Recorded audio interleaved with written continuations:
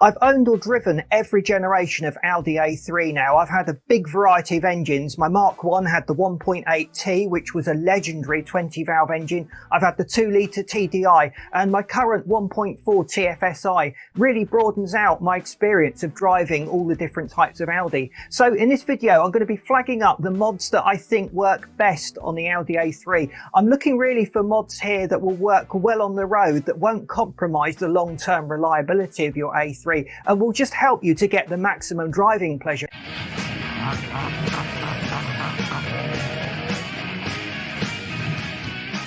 So this video, we're going to look at the Audi A3, which engines are the best, and how you would go about tuning them. So I'm basing this very much on my own personal experience, and I would love to hear your experiences in your comments. So please throw up a comment below, tell us what you've got, what you've done, and what you think about the different engines in the models. So there's been quite a few generations of the Audi A3 as it's come out over the years, and I've had every generation up to the very latest one, and I feel I'm in a good place to make comparisons and draw conclusions on them. The first one I had was a Mark 1, it was purple. I went for the 1.8T. With any of the A3s, I would strongly recommend that the power figure you go for is about 140, 150 horsepower. Anything less than that, in my opinion, feels slow.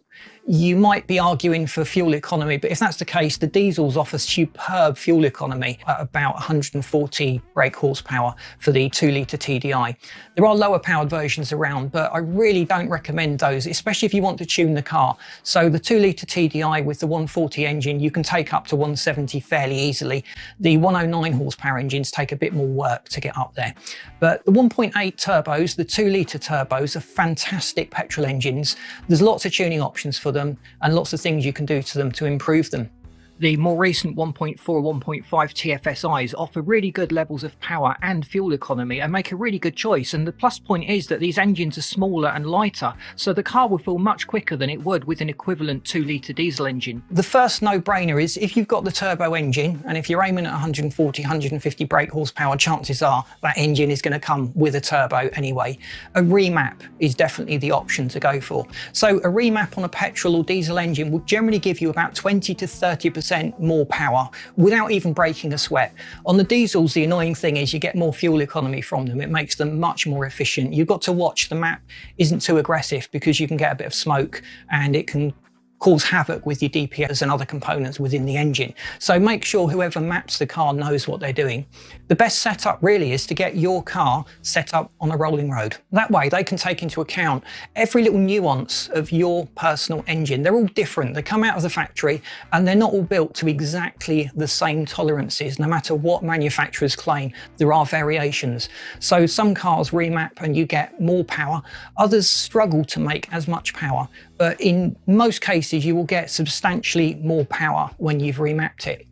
So it would be better though to get even more power out of it. So although a remap can add a lot of power, if you adjust the turbo itself and go with a hybrid turbo or a larger turbo unit, you really can max the power gains. So turbo upgrades are probably one of the most significant things you can do to your Audi A3 engine. The early engines used the KO3 to KO4 turbos. We've got videos dealing with those and the best upgrade options between them. And later turbochargers were very, very effective when upgraded, with a big selection of hybrids on offer.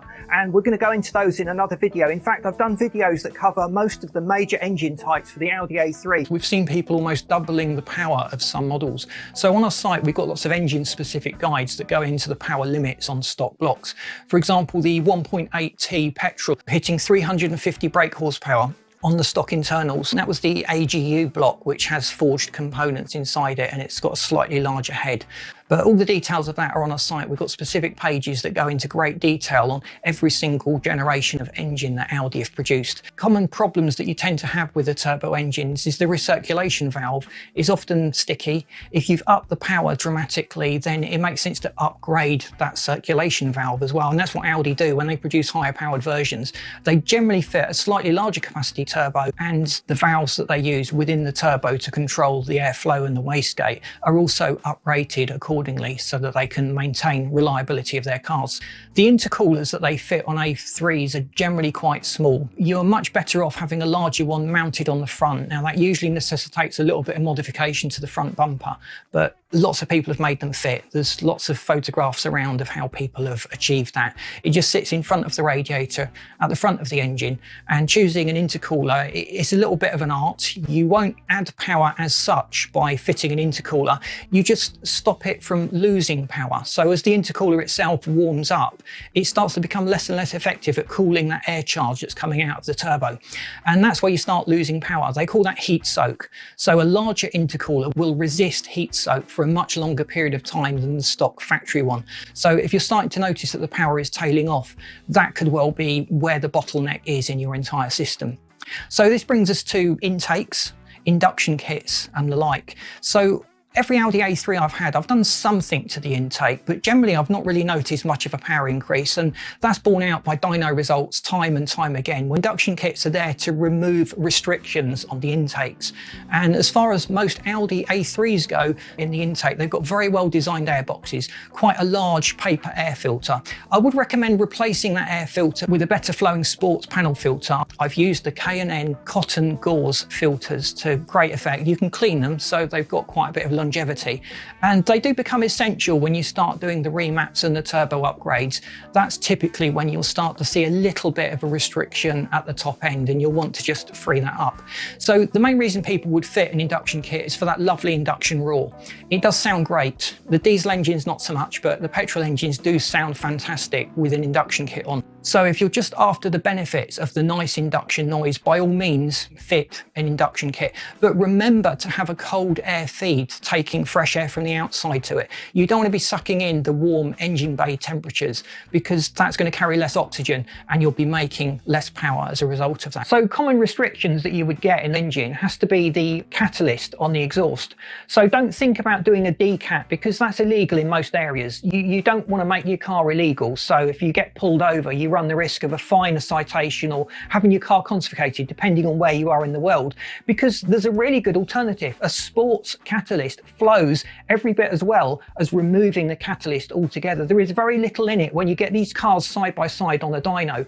Having a decat and a sports cat, if it's a well-designed sports catalyst, it will free up the flow through the exhaust and help you to make those higher power figures. So changing the flywheel, that great big mass that sits between the engine and the clutch and the transmission, and it stores the kinetic energy from the engine as it rotates. So making that a little bit lighter will just make the car rev more freely. It doesn't particularly add power. It reduces weight overall, which is always a good thing. It's always a benefit. The diesel engines and a lot of the other models actually come with a dual mass flywheel. So they've actually got two plates with a spring mechanism connecting them. And that's designed to reduce the vibrations that you get. Now on the diesels, that's an essential. I've heard from a lot of people that have fitted single mass like flywheels on diesel engines and have regretted it. They've just had lots of vibrations, problems with smooth running and idling, and all kinds of other issues. So do your research carefully before you think about fitting a lighter flywheel to your car. But coming into the engine itself, we start to look at making the engine a lot more efficient. You want to get the engine burning more air and fuel. The better the engine is at burning the air and fuel mix, the more power you will make. So enlarging the valves, doing work on the head, making sure that the air channels flow nicely into each of the cylinders can make quite a big difference. Again, I tend to think of that more as a petrol mod than the diesel mod. Diesels tend to operate in much lower RPM ranges. So a lot of the mods that you would do on a petrol car won't make much difference because of the narrow power band output that you get with diesels. But the benefit you've had with the diesel is you get massive power with just doing a remap or swapping out the turbo. So back on the petrol engines, changing the cam profile will alter the duration and lift of the valves on the intake and the exhaust. And that can help you to make more power, but don't go too aggressive because that can make the car very lumpy in its everyday operation.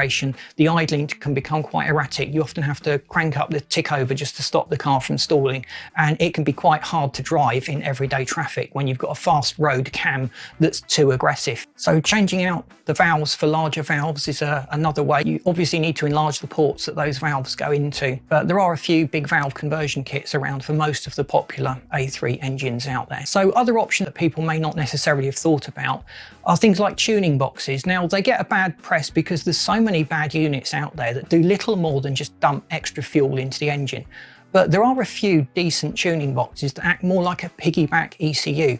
So the interface between the sensors on your engine's ECU and the sensors on the engine. They lie about air temperatures, fuel, RPMs, and they recalculate what's needed and just make sure everything is running within a tighter set of parameters. A tuning box can often make significantly more power, not usually as much as you would get with a bespoke custom rolling road remap, but it's an easy way of just plugging something into the car and getting a lot more power out of it. We've got future videos planned in our schedule, so we're going to cover each of the models of A3 in more detail. Please subscribe to the channel, make sure you don't miss out on those. Don't forget to stay tuned, throw us up a like because that really helps us to get out there. And please let me know in the comments what model you've got, what you've done to it, what mods worked, what your experience has been with your A3, because that helps me to shape future video content and future video features. And please let me know what you think of this video. Thanks for watching, and I'll see you in the next video.